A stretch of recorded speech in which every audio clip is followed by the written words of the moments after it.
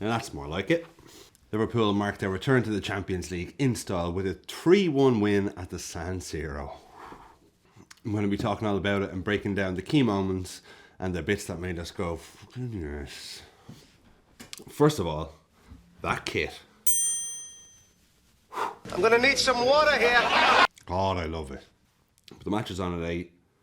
Right, it's my turn to do dinner. Fine. I didn't quite get it ready for kickoff, so I'm rushing around. I'm checking the TV, like, all right, 2 minutes gone, grand. Getting something out of the oven.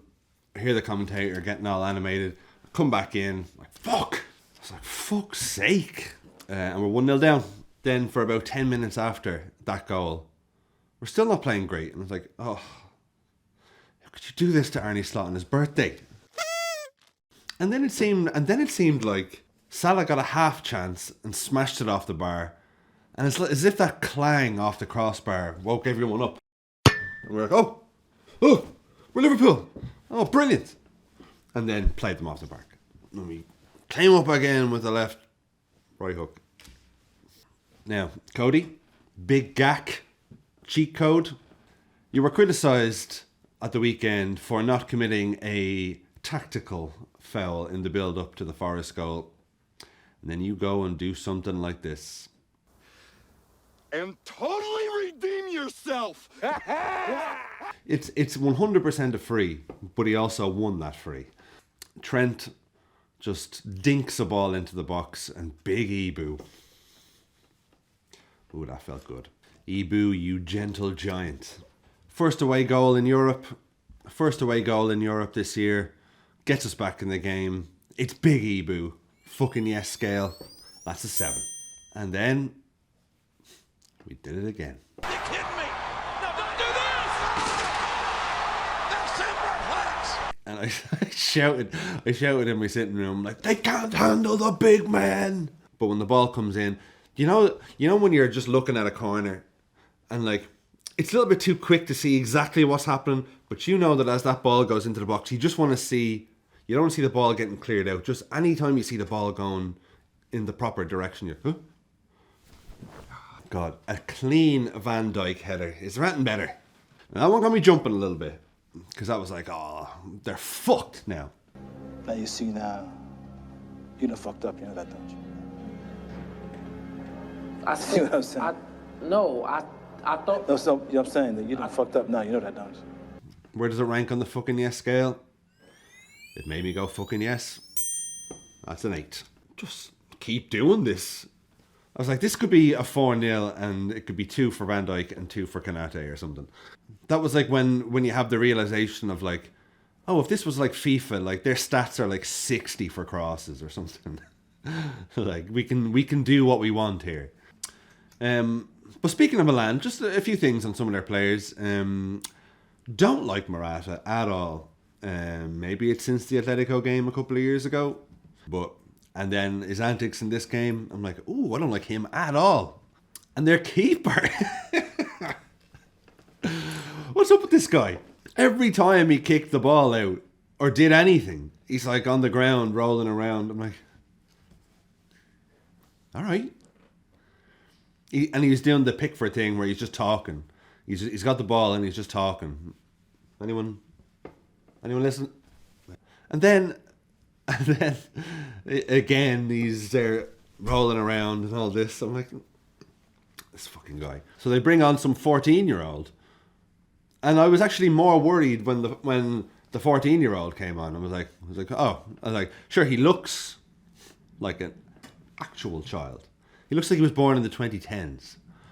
I was actually more worried when he came on. I'm like, oh no, the Joker's gone. Even when he was leaving, like, he's got his jersey up the whole time. Like what, it's a final of a Champions League? Or...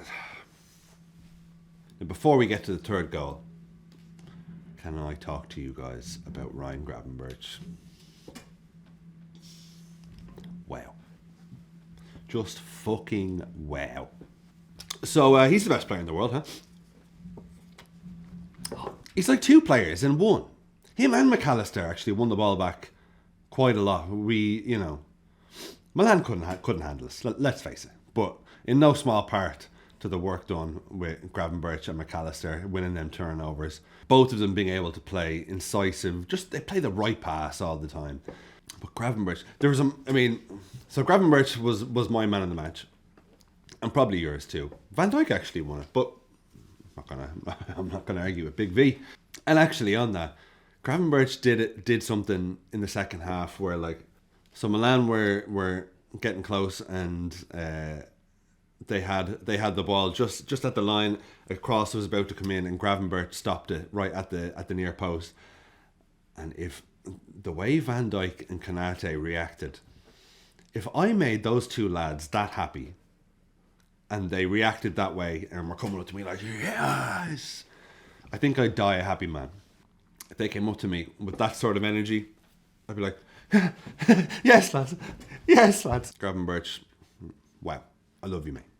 And then Sabo, you son of a bitch. Now look, I'm not going to lie, a few times in this match before Sabo's goal, I did catch myself going a couple of times, Sabo, because he didn't quite, it's just, I don't know, it's like I know he's capable of it, but I feel like we're just getting a nullified version of him or something. Maybe it's part of the tactics, maybe he's just still, I don't know, but I tell you, he was in the right place at the right time this time.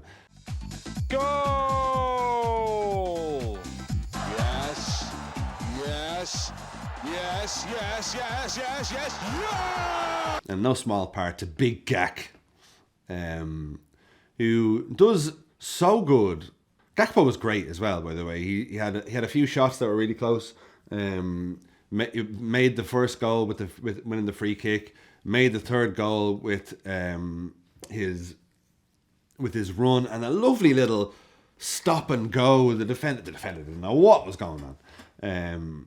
Fires the ball in, and Szoboszlai, he kind of shins it, but we needed that third just to be like. So for the run, the relief of us having a bit of breathing room, Sabo getting his first goal under Slot, fucking yes, that's another 8. Oh, Simicast, could you just hang back for a sec? Oh, you mate, yeah, listen, you played brilliantly, yeah, well done. I'm gonna need you to never shoot again for the rest of your life, all right, mate? All right. Off you go. Enjoy the night. And Tammy Abraham trying it on with Endo. Endo's only on a second, a nothing challenge. And Tammy Abraham, failed Chelsea striker Tammy Abraham, to get in Endo's face. Endo just looks at him all confused, like, what? And by the way, the whole team was a bunch of failed Chelsea players. Like, let's face it, it was Milan, and it's a great looking scoreline, but they're crap. They got no business carrying that Milan name. But what a way to change the mood around the club. Nothing to change a mood around the club like a big European away win. Just even being back in the Champions League, hearing the music, just watching football on a Tuesday or a Wednesday again after work. Oh, it's nothing better. But it's an emphatic win. 3-1 is a good score at the San Siro. And it could have been 4, 5, even 6. We are fucking back! We're back! Classic! We are back! We are back! And Alisson as well with an unbelievable save at the end, hitting it onto the post. This keeper. And I love the fact that he was speaking out about the schedule and how no one asked the players and all this. I'm like, yeah, good Alisson. He's usually so quiet, but so when he speaks, you listen. Anyway, I'm just rambling here. Absolutely delighted with that win. And now, whereas previously on Saturday, we lost, so we can't enjoy the rest of the football for the weekend. Now we can enjoy the rest of the Champions League, which is actually Wednesday and Thursday this week. And we can just kick back, knowing that our job is done. Big Arne, happy birthday, mate. I gave him a gift to Queevy, and I'm sure he gave it to you, but well done. So that's it. Liverpool back in Europe where they belong. And they start the march for their 7th Champions League title. I will be back on Monday. Keep an eye out on your YouTube. I'll see if I can get maybe a watch along in. I can't guarantee. I don't even know why I'm saying it here.